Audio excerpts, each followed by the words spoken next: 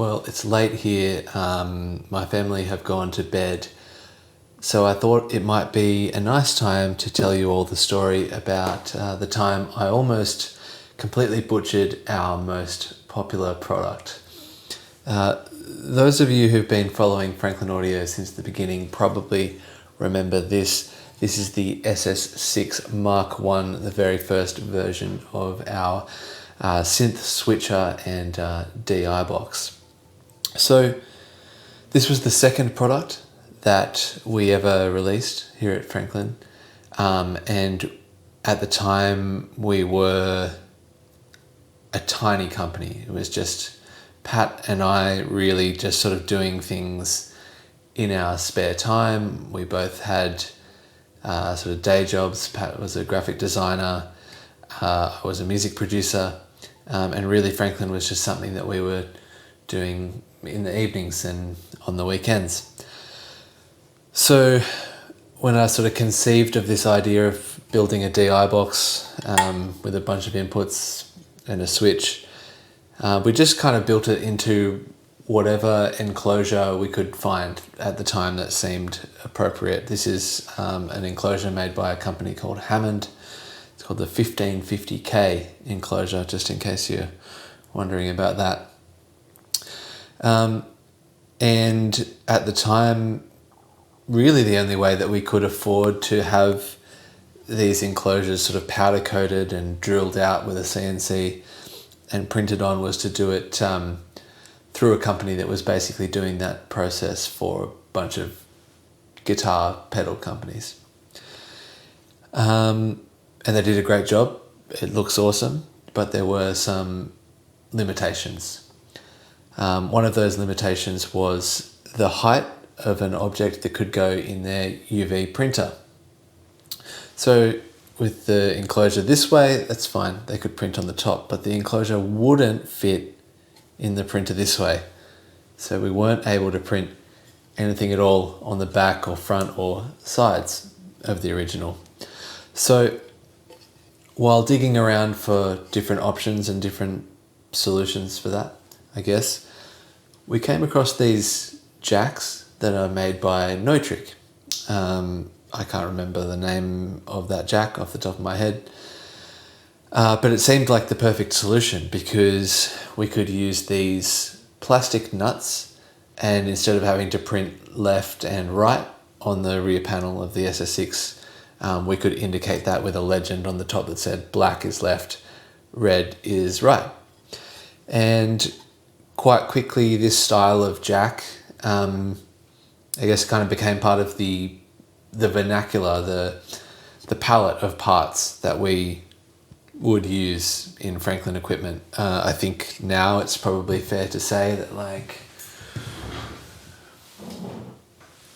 these little white push buttons are part of the Franklin vernacular, and perhaps the knob that we use on the SS6.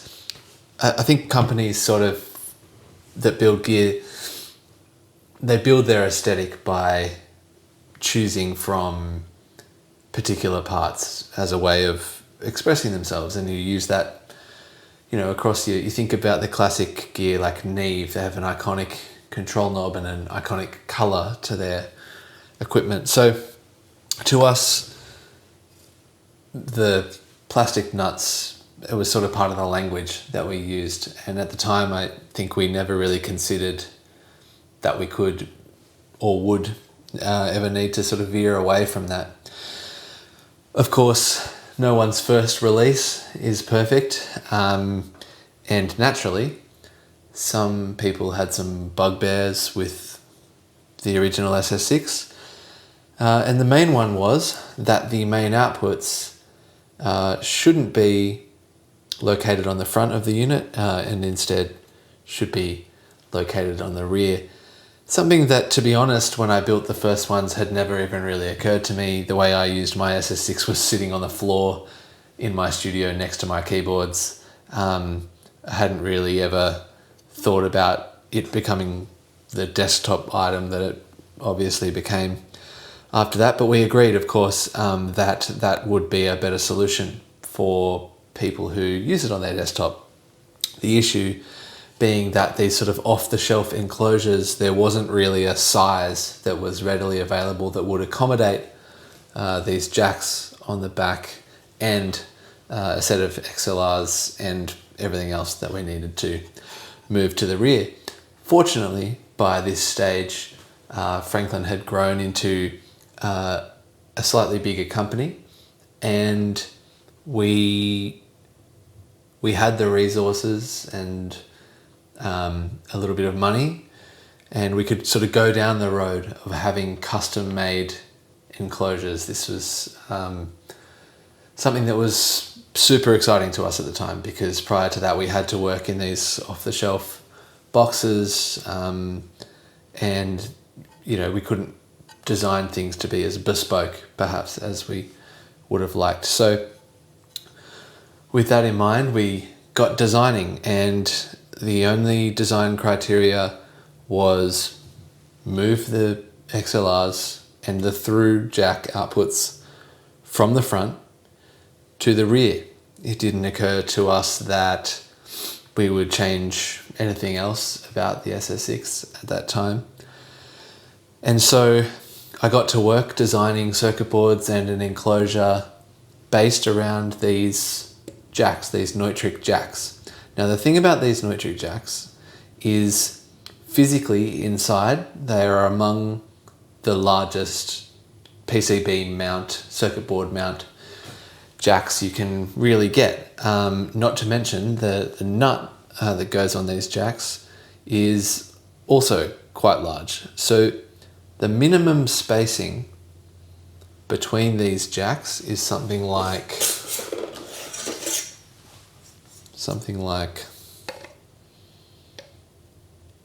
nearly 20 millimeters.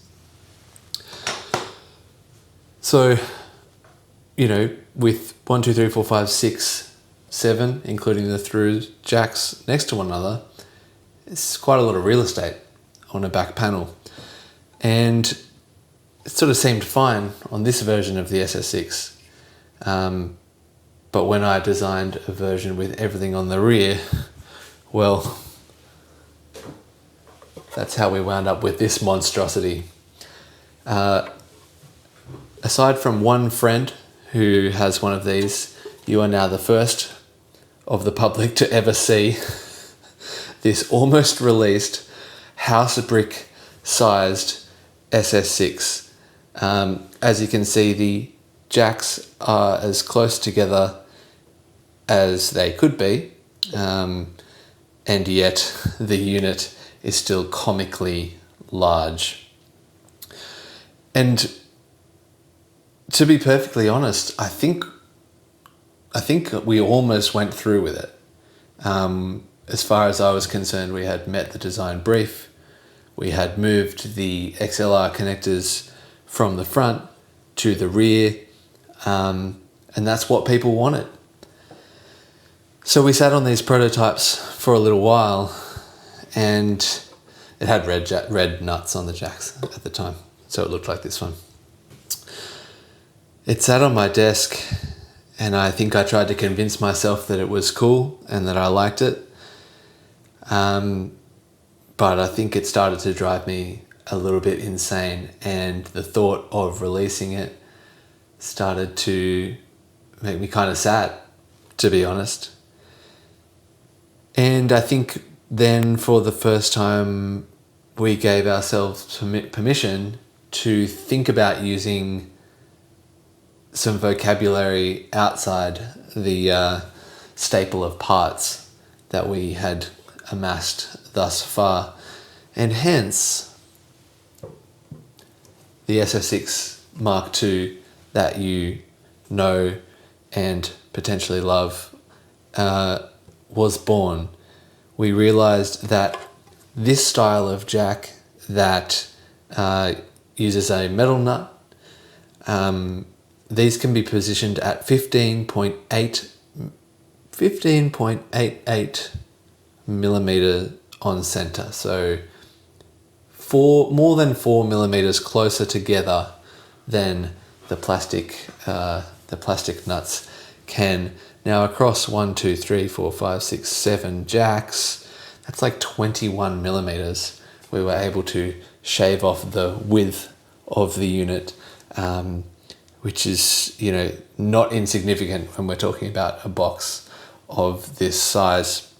So if you compare the size of an original SS6 to the SS6 Mark II, it's actually not that much different. It's the same on one dimension. It's actually a little bit shorter on that dimension, and it's only about 15 millimeters wider, whereas the secret SS6 that's going back into a box after I make this video, never to be seen again, would have been not quite, but nearly verging on twice as wide as the original SS6.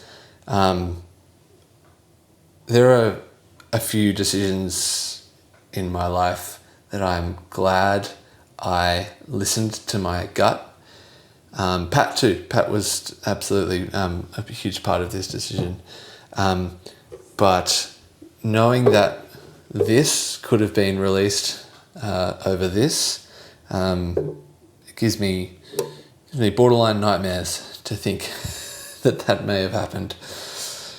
And so that's how we wound up here with the SS6 Mark II as it is today, something we're super proud of. And the metal nuts, well, they went on to inform many other products that we make now. That's the RA100. This is DI20. They are very much part of the Franklin vernacular these days. So there you go, an extra wide SS6. The only other one in the world is actually with my friend Matt Beckley, because he wanted a custom SS6 with some mods that wouldn't fit into a normal one, and he has that one. I hope not too many people see it. Anyway, that's the story of the SS6.